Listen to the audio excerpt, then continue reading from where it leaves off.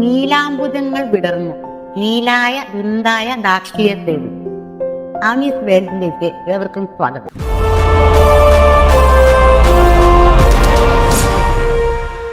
ഇന്നും ഞാൻ ഒരു പഴയ പാട്ട് നിങ്ങളെ ഓർമ്മിപ്പിക്കുകയാണ്.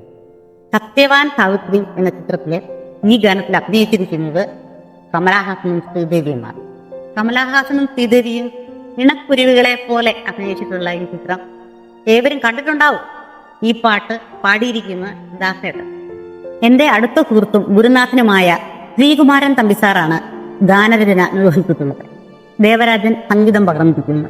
ഏതായാലും ഈ ഗാനം ഇന്നത്തെ ദിവസം നിങ്ങളെ സന്തുഷ്ടരാക്കും.